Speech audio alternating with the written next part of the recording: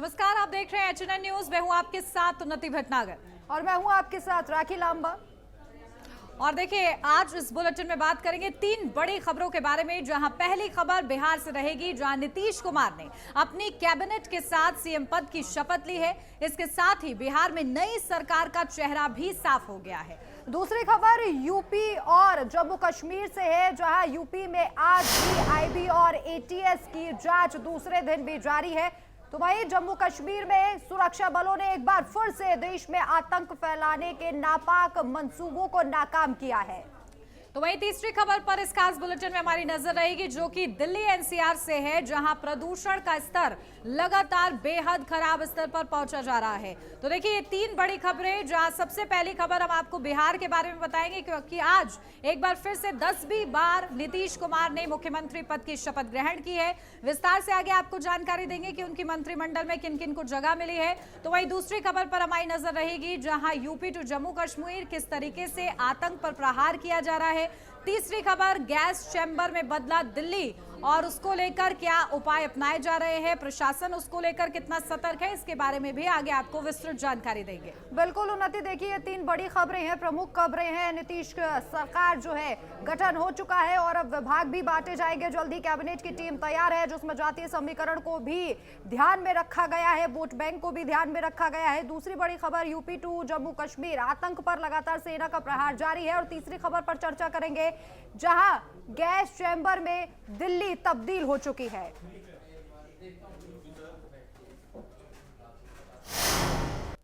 और अब खबरों का जिक्र करेंगे विस्तार से, जहां सबसे पहले बात करेंगे बिहार की, जहां नीतीश कुमार ने 10वीं बार बिहार में मुख्यमंत्री पद की शपथ ली है। गांधी मैदान में हुए भव्य समारोह में पीएम मोदी, केंद्रीय गृह मंत्री अमित शाह, बीजेपी के अध्यक्ष जेपी नड्डा समेत कई बड़े बीजेपी नेता मौजूद रहे हैं। वहीं डिप्टी सीएम के रूप में सम्राट चौधरी और विजय कुमार सिन्हा ने शपथ ली है।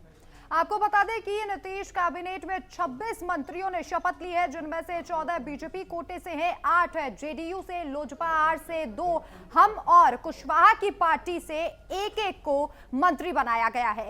इस मंत्रिमंडल में मुस्लिम चेहरा भी शामिल है। जेडीयू ने जमा खान को फिर से मंत्री बनाया है और शपथ के बाद प्रधानमंत्री नरेंद्र मोदी ने मंच से गमछा हिलाकर लोगों का अभिवादन किया है।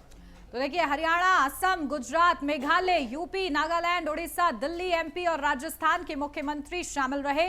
मंच पर चिराग पासवान ने मांझी और जेपी नड्डा के पैर छूकर आशीर्वाद लिया है। तो देखिए, भव्य समारोह रहा है शपथ ग्रहण समारोह। और अब क्योंकि नई सरकार का गठन हो चुका है, आने वाले 5 साल वो बड़े संकल्प किस तरीके से एनडीए की सरकार पूरा करती है, अब ये देखना दिलचस्प रहेगा।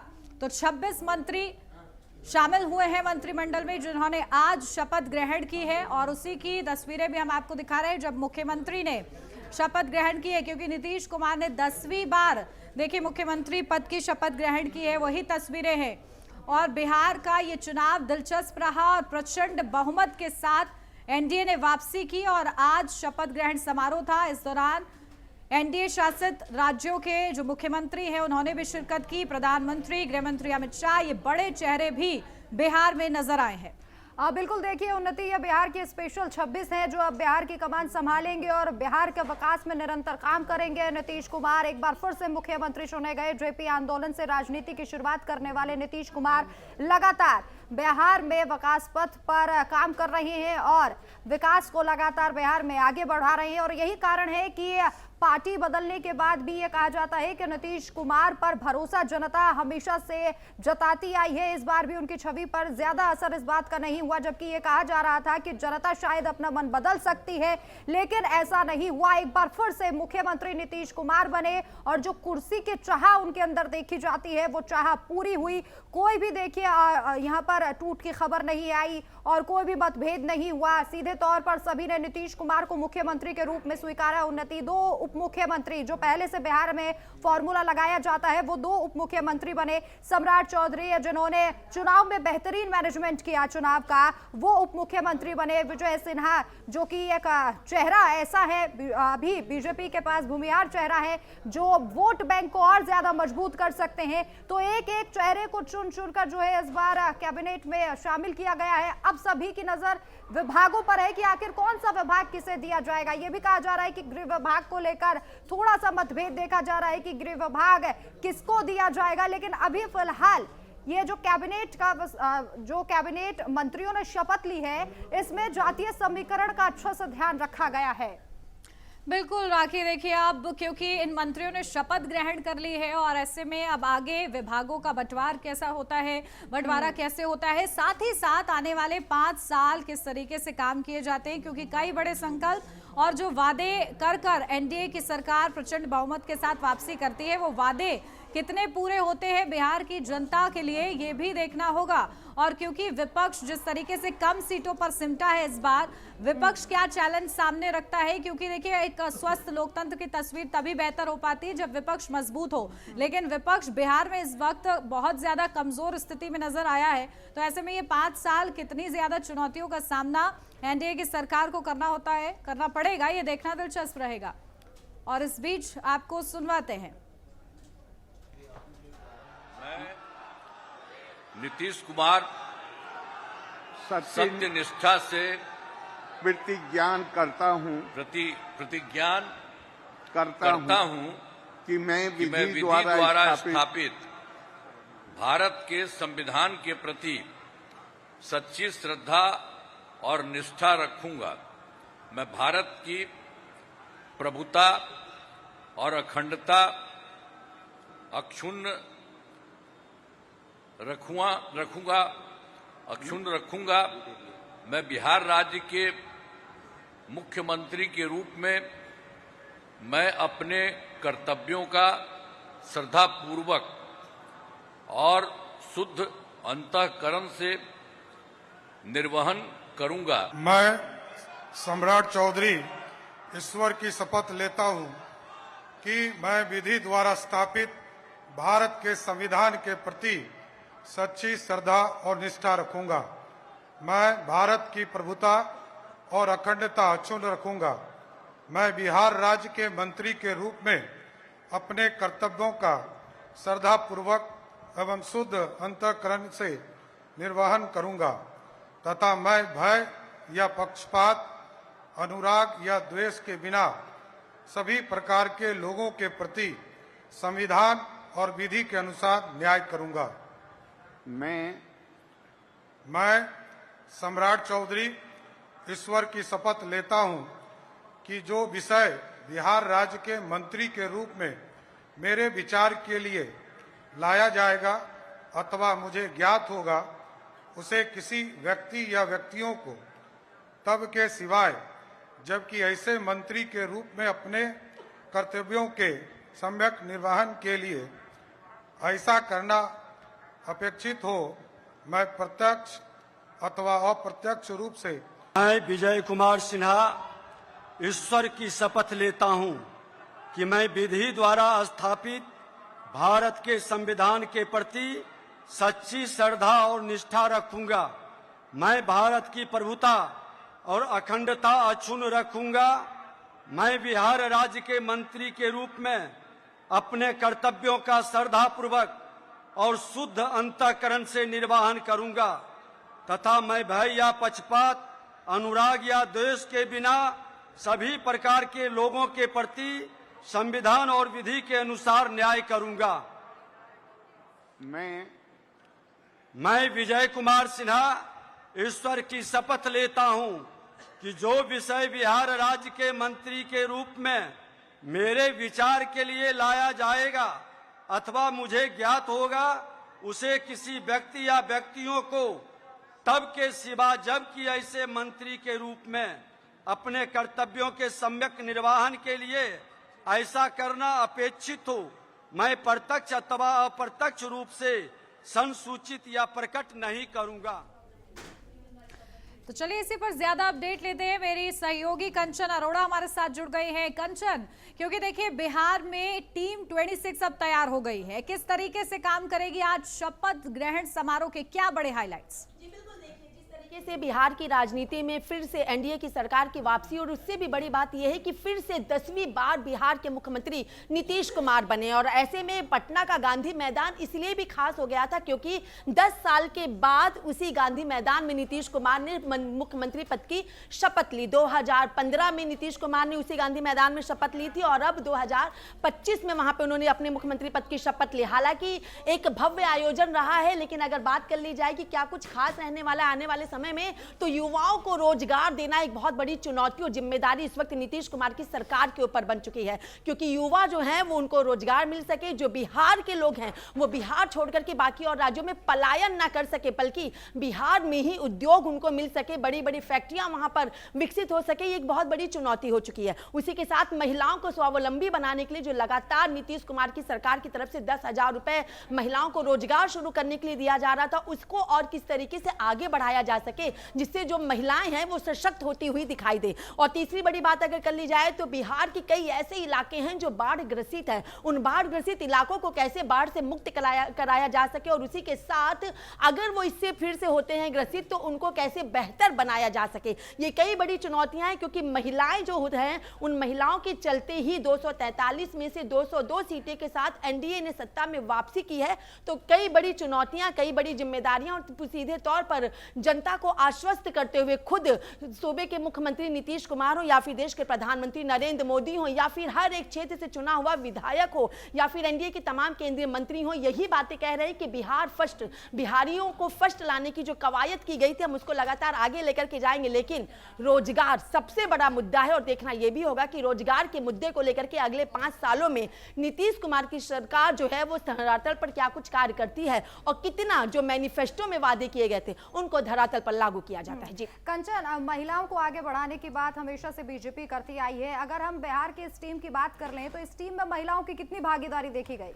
जी बिल्कुल, देखिए अगर बात कर ली जाए महिलाओं को कितनी भागीदारी मिली है तो अब तक जो जानकारी है उसके अनुसार जो 2 महिलाएं हैं उनको सीधे तौर पर मंत्रिमंडल में शामिल किया गया है, 3 को, क्योंकि नारी सशक्तिकरण की बात लगातार केंद्र सरकार की तरफ से कही जाती है और ये भी कहा जाता है पढ़ेंगी बेटियां तो बढ़ेंगी बेटियां। शायद यही वजह है कि बीजेपी हो या फिर जेडीयू हो, उनमें से ही नवनिर्वाचित विधायकों को मंत्रिमंडल में सम्मिलित भी किया गया, लेकिन ज्यादा में नहीं किया गया। जहां एक तरफ संसद परिसर के अंदर 33% आरक्षण देने की बातें कही गई थी, तो ऐसे में 33% आरक्षण को ध्यान में रखते हुए कहीं ना कहीं बिहार कैबिनेट में महिलाओं की सहभागिता को वहां पे लाया गया है। लेकिन महिलाएं एक ऐसा तबका होती है, महिलाएं एक ऐसा वर्ग होते हैं जो सत्ता में लाने के लिए और सत्ता से हटाने का दम रखती हैं, क्योंकि महिलाओं के पास अपने घर के काम के अलावा स्वावलंबी बनना भी एक बहुत बड़ी चुनौती होती है। लेकिन अब महिलाओं को कितना मैनिफेस्टो में किए गए वादों से नीतीश कुमार की सरकार लाने में सक्षम होती है तो आने वाला वक्त ही बताएगा। लेकिन फिलहाल बिहार की जनता को नीतीश कुमार मुख्यमंत्री के रूप में मिल चुके हैं और अगले 5 सालों में जो वादे किए गए थे उन वादों पर कितना नीतीश कुमार की सरकार जो है खड़ी उतरती है ये भी देखना होगा। लेकिन एनडीए की सरकार लगातार बड़े बड़े दावों के साथ जनता का आभार कर रही है, लेकिन ये तो आने वाला वक्त ही बताएगा कि तस्वीर कितनी स्पष्ट होती हुई दिखाई देती है। जी बिल्कुल, और देखिए कंचन, क्योंकि आज प्रधानमंत्री ने बड़े ही अलग अंदाज में अभिवादन किया है, गमछा घुमाया है और इससे पहले जब परिणाम सामने आए तो उन्होंने कहा कि बिहार की जनता ने गर्दा उड़ा दिया है। तो सीधा सीधा एनडीए का ये जोश देखने को मिल रहा है और उम्मीद है कि 5 सालों में भी ये बरकरार रहे और काम में नजर आए। जी बिल्कुल, देखिए देश के प्रधानमंत्री नरेंद्र मोदी की यही खासियत है, जिस भी राज्य में जाते हैं वहां पर अपनी छाप छोड़ करके आते हैं। जब बिहार विधानसभा चुनाव में चुनावी दौर चल रहा था उस वक्त भी नीतीश कुमार जिस तरीके से हेलीकॉप्टर से उतरे थे तो वहां पर भी दूर से उन्होंने अपने गमछे को लहराया था, यानी एक बिहारियों का जो रुतबा था उसको उन्होंने दर्शाया था। जब 14 नवंबर को नतीजे आए और एनडीए की सरकार पूरे बहुमत के साथ सत्ता में वापसी की तो उस वक्त भी प्रधानमंत्री नरेंद्र मोदी जब बीजेपी के राष्ट्रीय कार्यालय पहुंचे तो पहुंचने के साथ ही उन्होंने अपने कार्यकर्ताओं को संबोधित करने से पहले जब वो पैदल चल रहे थे उनके ऊपर फूलों की वर्षा की जा रही थी, उनका अभिवादन किया जाता, उस वक्त भी उन्होंने अपने गमछे को ही लहराया था। और मंच पर अपने संबोधन को शुरू करने से पहले भी प्रधानमंत्री नरेंद्र मोदी ने अपनी उसी अंदाज में गमछे को लहराया था जो कि बिहारियों की एक अपनी अलग पहचान को दर्शाता है। और आज जब वो पटना के गांधी मैदान में पहुंचे तो गमछा तो हिलाया ही हिलाया और गमछे से उनका सभी कार्यकर्ताओं का स्वागत अभिनंदन तो किया, लेकिन सीधे तौर पर वो हाथ जोड़ करके और कमर के नीचे तक झुकते हुए दिखाई दिए, यानी बिहार की जनता का सीधे तौर पर वो धन्यवाद धन्यवाद करते हुए दिखाई दी, क्योंकि 202 सीटें 243 में से लाना अपने आप में बहुत बड़ी बात है। और बिहार की जनता ने जिस तरीके से मोदी सरकार पर और प्रधानमंत्री नरेंद्र मोदी की नीतियों से प्रभावित होकर के 202 सीटों पर उनको लेकर के आए हैं, तो इस तरीके से अभिवादन करना तो लाजमी बन जाता है। जी ठीक है, बहुत शुक्रिया कंचन आपका तमाम महत्वपूर्ण जानकारी के लिए। और अब देखना होगा कि आखिर बिहार में किस तरीके से 5 साल सरकार चलती है। फिलहाल यार एक छोटे से ब्रेक के लिए, जल्द हाजिर होते हैं।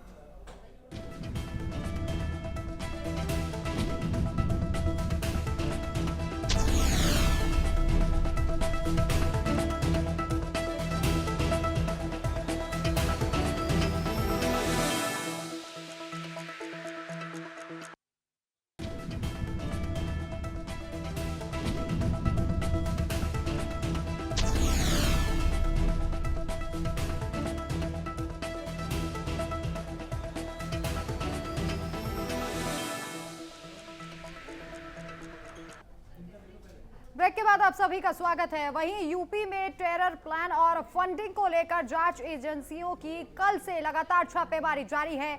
जहां यूपी में आईबी और एटीएस की रेड दूसरे दिन भी चल रही है, वहीं आज एटीएस ने लखनऊ में 6 स्थानों पर दबिश दी है, जिसमें 13 संदिग्धों से करीब 1 घंटे तक पूछताछ की गई।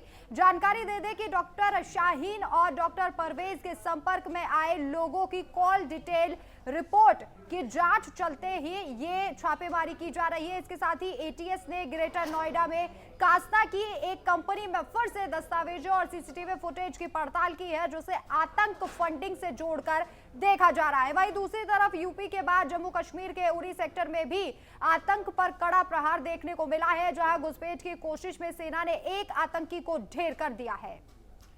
तो देखिए, यूपी टू जम्मू कश्मीर आतंक पर प्रहार किया जा रहा है, क्योंकि जांच एजेंसियां सक्रिय हैं।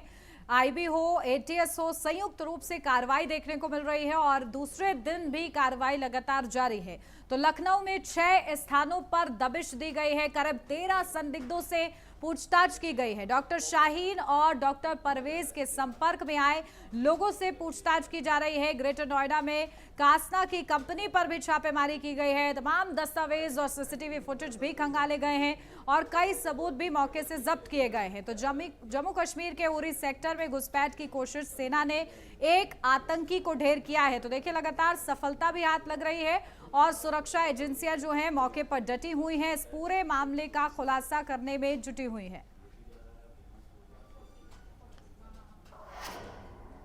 बढ़ते आगे, दिल्ली एनसीआर में प्रदूषण का स्तर खतरनाक रूप लेता हुआ नजर आ रहा है। नवंबर के महीने में ही दिल्ली में धुंध की परत छा गई है और कई इलाकों में एयर क्वालिटी इंडेक्स 400 के पार पहुंच गया है। आरके पुरम, रोहिणी, शादीपुर, सिरी फोर्ट, सोनिया विहार, विवेक विहार जैसे इलाकों में वायु गुणवत्ता गंभीर श्रेणी में है। तो वहीं गाजियाबाद में लोनी का AQI 443 तक पहुंच गया है।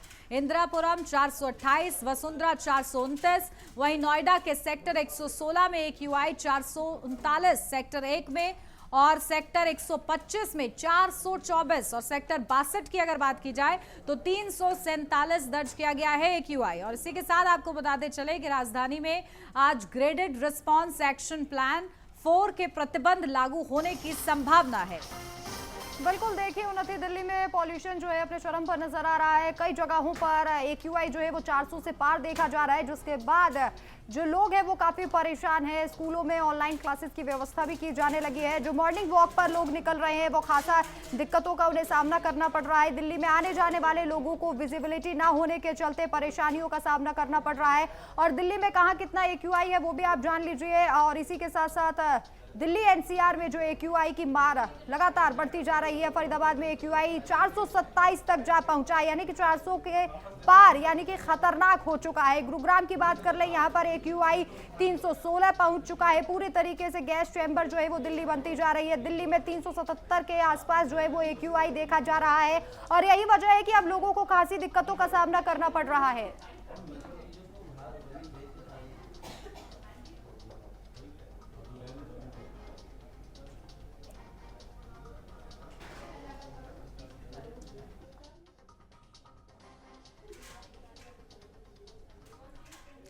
चलिए इसी पर ज्यादा अपडेट ले लेते हैं। हमारे संवाददाता अभिषेक आनंद हमारे साथ जुड़ गए हैं। अभिषेक, क्या कुछ अपडेट, क्योंकि देखिए गैस चैम्बर बनती जा रही है दिल्ली एनसीआर, कहाँ कितना AQI दर्ज किया जा रहा है, उससे ये समझ आ रहा है कि गंभीर श्रेणी दर्ज की जा रही है। प्रशासन के क्या इंतजाम? बिल्कुल उन्नति, देखिए जिस तरीके से सुबह के वक्त अगर मैं बताऊं तो सुबह में जिस तरीके से लोग जो बाहर निकल रहे हैं उनको काफ़ी ज़्यादा परेशानियों का सामना करना पड़ रहा है। ऐसे में जो मौसम विभाग की तरफ से जो AQI का जो इंडेक्स जो है वो काफ़ी जो है वो खतरे के निशान से वो पार होता चला जा रहा है। हालांकि आनंद विहार ले लीजिए, चाहे अक्षरधाम हो, चाहे तमाम जो ऐसे एरियाज जो हैं जहाँ पे 400 के पार हैं, लोग जो है वो बाहर निकलने से भी काफ़ी ज़्यादा उन लोगों को परेशानियाँ हो रही है। अगर स्कूल्स के बारे में अगर बताऊँ तो छोटे छोटे बच्चे जो सुबह में स्कूल जो जाते हैं तो उनको भी कहीं ना कहीं दिक्कतों का सामना करना पड़ रहा है। तो ऐसे में सरकार की तरफ से भी ये कहा गया है कि ऑनलाइन क्लासेस जो हैं वो इसको लेकर के भी कहीं ना कहीं अपडेट्स दिए जा रहे हैं कि ऑनलाइन क्लासेस हों। हालांकि यूपी में इस चीज़ को लेकर के इंप्लीमेंट कर दिया गया है कि आने वाले वक्त में, क्योंकि पॉल्यूशन काफ़ी ज़्यादा हो गया है, तो ऑनलाइन क्लासेस जो है वो शुरुआत हो चुकी है। ऐसे में दिल्ली में भी इस चीज़ को लेकर के भी जल्द से जल्द जो है सरकार की तरफ से इंप्लीमेंट किया जा रहा है। हालांकि ग्राउंड लेवल पर जिस तरीके से ग्रैप 3 ग्रैप 4 का जो अनाउंसमेंट हुआ था, लेकिन इसका खासा असर जो है वो ग्राउंड लेवल पर दिखने को नहीं मिल रहा, क्योंकि जो गुड्स व्हीकल्स जो हैं, जो भारी गाड़ियां जो है जो अंदर की तरफ जो आ रही है, उसमें कहीं ना कहीं काफ़ी ज़्यादा परेशान धुंध जो है वो काफ़ी ज़्यादा होती है गाड़ियों में। तो इसको लेकर के भी काफ़ी लोगों को दिक्कतों का सामना करना पड़ रहा है। उन्नति, बिल्कुल, देखिए अभिषेक, चूंकि कई इलाके ऐसे हैं जहां पर AQI जो है वो 400 के पार हो गया है और इस वजह से परेशानियां भी लोगों को हो रही हैं। बिल्कुल, और देखिए राखी, किस तरीके से, क्योंकि गंभीर श्रेणी में AQI दर्ज किया जा रहा है, ऐसे में फॉगिंग की क्या व्यवस्था आपको देखने को मिल रही है अभिषेक ग्राउंड जीरो पर? और क्योंकि देखिए लगातार क्लाउड सीडिंग हो, तमाम अलग अलग उपाय हम लोग अपनाते हुए और दिल्ली सरकार खासतौर से अपनाती हुई नजर आ रही है, लेकिन क्या कोई इसका असर देखने को मिल रहा है ग्राउंड जीरो पर? उन्नति, देखिए अगर मैं जो फॉग खत्म करने के लिए जिस तरीके से पॉल्यूशन जो बढ़ा हुआ है उसको कम करने का कहीं ना कहीं सरकार जो है अपनी तरफ से पूरी कोशिश कर रही है। कृत्रिम बारिश वर्षा भी करवाई है, तमाम जगहों पे लगातार जो है ये वर्षा हो रही है। तो ऐसे में हालांकि फॉग जो है वो कम होता है, लेकिन वो फॉग लोगों को ये लग रहा है कि ये फॉग है क्योंकि मौसम जो है वो ठंड का भी मौसम आ चुका है, तो ऐसे में लोगों को ये लगता है कि ये फॉग है, लेकिन कहीं ना कहीं ये धुंध का चादर है। और जिस तरीके से लगातार जो है दिल्ली जो है वो गैस चैम्बर में तब्दील होता हुआ नजर आ रहा है, तो ऐसे में सरकार की तरफ से ये भी कहा गया है कि बाहर जब आप निकल रहे हैं, और हालांकि सलाह भी दिया जा रहा है डॉक्टरों की तरफ से भी कि बाहर जब आप निकलते हैं तो मास्क पहन करके निकले, क्योंकि इसमें जो इफेक्ट जो पड़ रहे हैं वो जो अस्थमा के जो पेशेंट हैं, छोटे छोटे जो बच्चे हैं, उनको काफ़ी ज़्यादा परेशानियां होती, क्योंकि अस्थमा के पेशेंट को उनको सांस लेने में दिक्कतें हो रही हैं। हालांकि और साथ ही साथ जो गले में भी परेशानियां हो रही हैं, आंखों में जलन हो रही है। तो ऐसे में मास्क सबसे ज़्यादा है, क्योंकि N95 जो मास्क जो आते हैं उसको भी यूज़ करने का सरकार की तरफ से कहा जा रहा है। हालांकि जो रोज़मर्रा के जो लोग जो हैं, जो बाइक जो चलाते हैं, उनको काफ़ी परेशानियां होती हैं, लेकिन सरकार की तरफ से इंप्लीमेंट तो किया जा रहा है, लेकिन खासा असर जो देखने को नहीं मिल रहा। यही एक कारण है जिसकी वजह से बाहर में जो है लोगों की आवाजाही जो है वो काफ़ी कम हो गई है। ऑनलाइन जो है ऑफिस की तरफ से भी जो है वो वर्क फ्रॉम होम किया जा रहा है, क्योंकि कहीं ना कहीं आने वाले वक्त में हो सकता है कि 400 के पास हालांकि अभी भी है, और भी आगे आने वाले वक्त में ज़्यादा हो सकता है। तो इसको लेकर के भी सरकार की तरफ से भी निर्देश जारी कर दिए जाएंगे। बिल्कुल, और अभिषेक देखिए किस तरीके से लगातार जो अस्पताल हैं उनको भी अलर्ट पर रखा गया है, ताकि क्योंकि केसेस बढ़ रहे हैं तो उस हिसाब से डील हो पाए वो केसेस, इसको लेकर भी निर्देश दिए गए। ठीक है, बहुत शुक्रिया आपका अभिषेक तमाम जानकारी के लिए। और इसी के साथ इस खास बुलेटिन में हमारे साथ बस इतना ही। आप बने रहिए HNN न्यूज़ के साथ।